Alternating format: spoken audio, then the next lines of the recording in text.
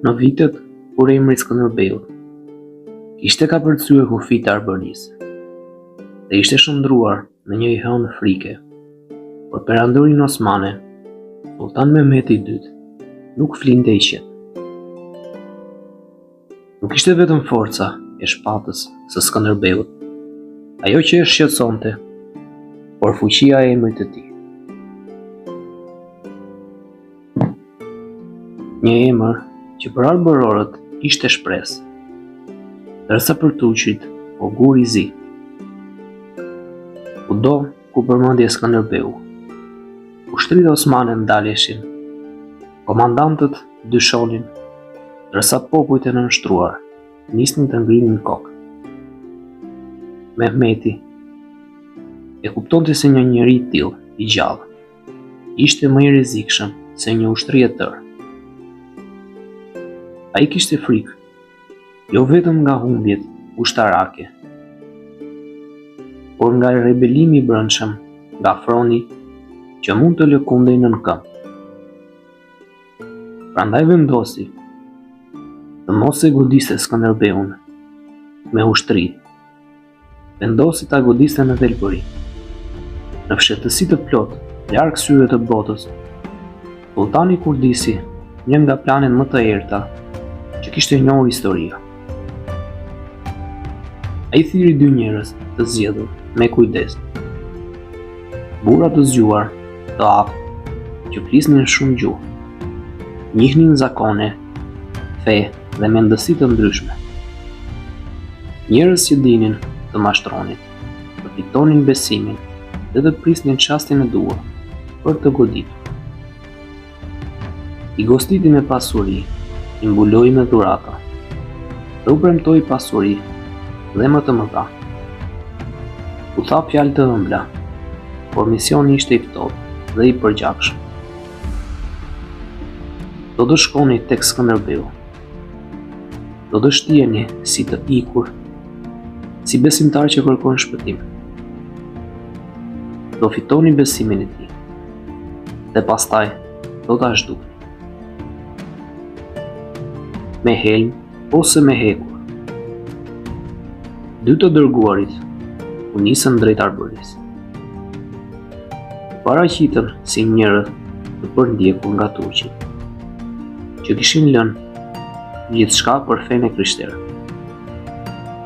Me fjalë të përzgjedhura dhe lotë të reme në sy, kërkonin të pagëzoheshin sipas të ritit kristian. Sollën ujë të shejtë, treguan për kushtim dhe dulurësi, dhe kërkuan vetëm një gjë: të shërbenin pranë princit të Arbërisë. Skënderbeu, i njohur për zemrën e tij fisnike dhe për besimin e njerëzit, i pranoi. Ata hyrën në oborin e tij, në gardën, dhe madje në rrethin familjar. Por ajo që nuk kishte llogaritur Mehmeti ishte se Skënderbeu nuk ishte vetëm luftëtar i madh.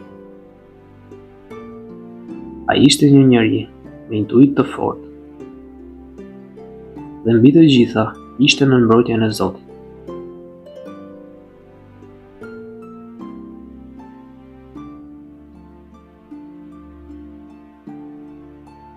Ditët kalonin dhe errësira e komplotit filloi të zhbëhej vetiu.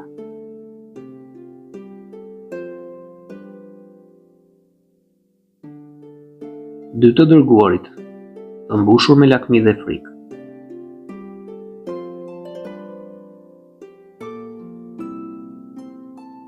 ranë në grindje mes tyre.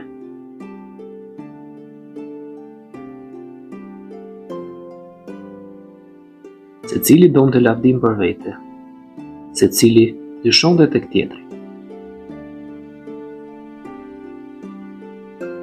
Grindjet u kthyer në fyerje, fyerjet në sharje, dhe sharjet në zbulim të plot të së vërtetës.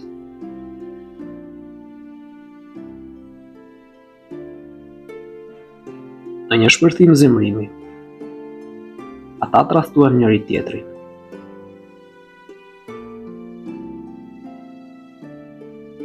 Dhe nxorën gjithçka në shesh.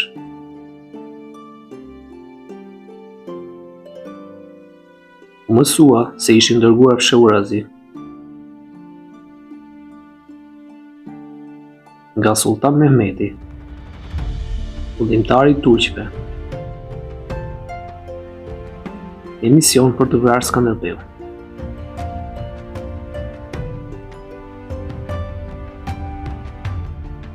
Pa humbur kohë, u kapën dhe u quan para xhelatit.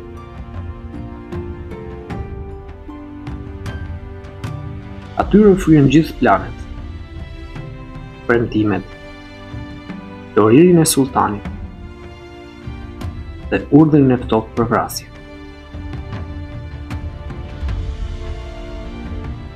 Dënimi ishte i pashmangshëm.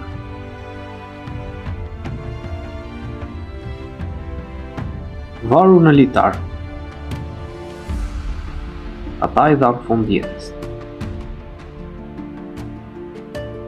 Ndërsa kurthi i Mehmetit u shkatrua pa arritur qëllim.